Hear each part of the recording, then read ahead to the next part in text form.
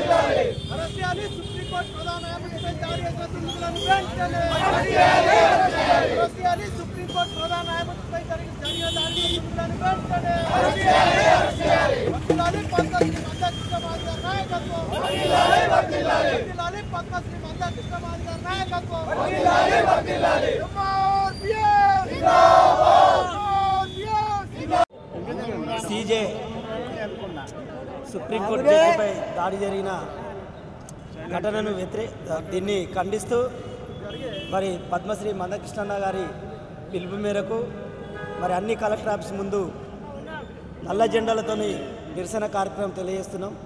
మరి ఈరోజు ఒక సుప్రీంకోర్టు న్యాయవాదినే దాడి చేసిన చరిత్ర మరి అగ్రవర్ణ కులాలకు ఉన్నది.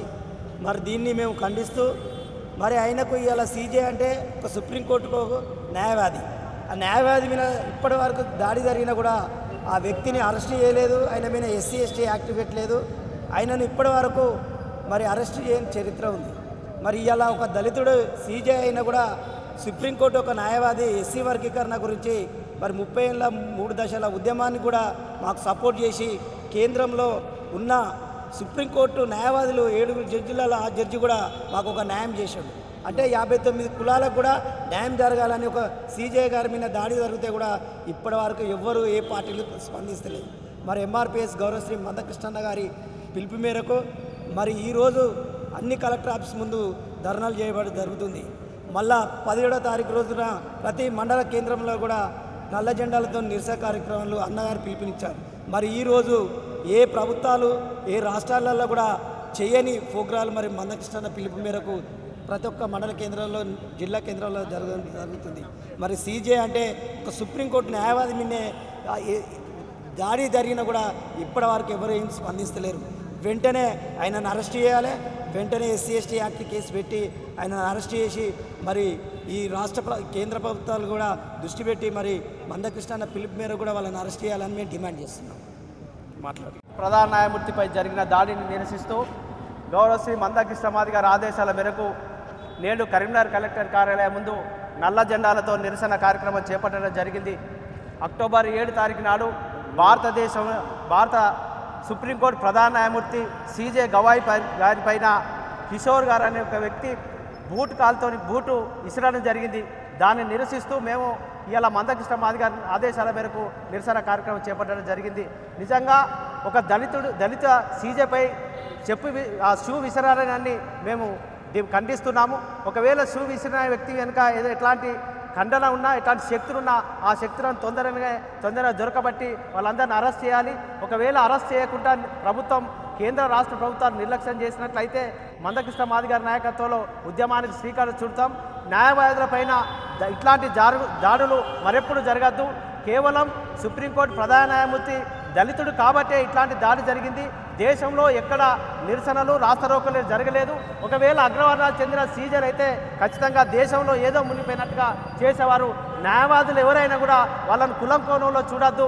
అది దళితుడైన గవాయిపై గారిపైన దాడి జరిగితే అది ప్రజాస్వామ్యం మీద జరిగినట్టుగా, అది ఈ దేశం మీద జరిగినట్టుగా, ఈ రాజ్యాంగం మీద జరిగినట్టుగా భావించి తక్షణమే కఠినంగా శిక్షించాలని, ఇట్లాంటి న్యాయవాదుల మీద దాడులు జరగకుండా కేంద్ర రాష్ట్ర ప్రభుత్వాలు ప్రత్యేక చట్టాలు తీసుకురావాలని మేము డిమాండ్ చేస్తున్నాం. బెజ్జం ఖలీల్ మాదిగ, MRPS కరీంనగర్ జిల్లా అధ్యక్షులు.